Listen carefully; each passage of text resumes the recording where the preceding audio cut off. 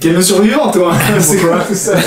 Salut tout le monde, aujourd'hui, petit tuto sur comment dessiner un homme, une femme. J'ai mes propres techniques, c'est pas des techniques universelles, chacun a les siennes. Prenez ce qui semble pour vous le plus facile. Moi par exemple, je sais que j'ai beaucoup de mal avec tout ce qui est petit bonhomme de fer. Je commence pas par ça, je préfère éviter même, parce que bon, j'ai pris mes habitudes, mauvaises ou pas, je fais avec. Alors, je vais d'abord commencer par l'homme. Je pense faire la femme légèrement plus petite, c'est pas une généralité, mais bon, on se dit ça comme ça.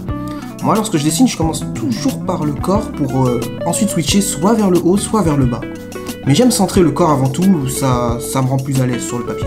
Pour les hommes, il est bien de toujours garder un trait raide, ferme, pas forcément le faire montrer comme s'il était forcément stokos ou musclé, mais qu'on sente qu'il y a une certaine présence chez l'homme. T'es en train de dire que chez la femme, il n'y a pas de présence? C'est pour ça que j'ai rayé la part. Tu sais que j'avais écrit ça.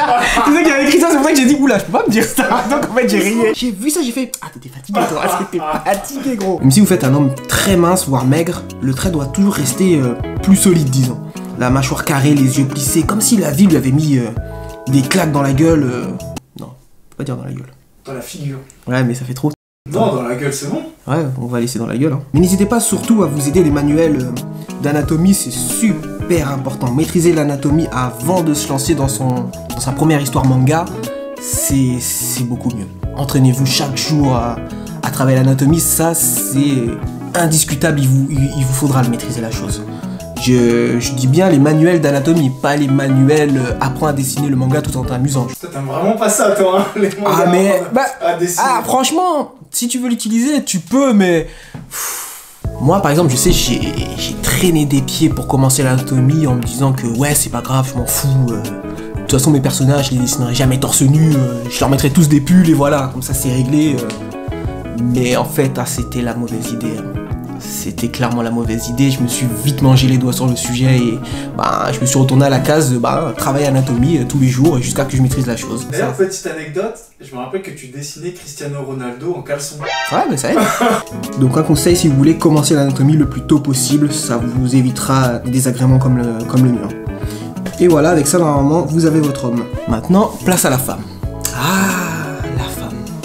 La bête noire des hommes lorsque l'on commence à dessiner le sexe opposé. Autant on a une certaine facilité avec notre propre sexe, autant le sexe opposé... Dans les commentaires, c'est peut-être parce que t'as jamais vu de meuf. Ouais. Je me trompe peut-être, mais j'ai l'impression, c'est moi tout seul, hein, mais que les hommes ont plus de difficultés à dessiner des femmes que des femmes à dessiner des hommes. C'est peut-être qu'une impression, moi de mon côté, j'ai cette impression. Après, pour la femme, contrairement à l'homme, on va arrondir les traits. Qu'on sorte une certaine souplesse dans votre dessin, on va lui donner une poitrine plutôt médium. On va pas jouer au pervers. Un corps plutôt svelte. La tête doit être plus arrondie également comme un ballon de fête en fait.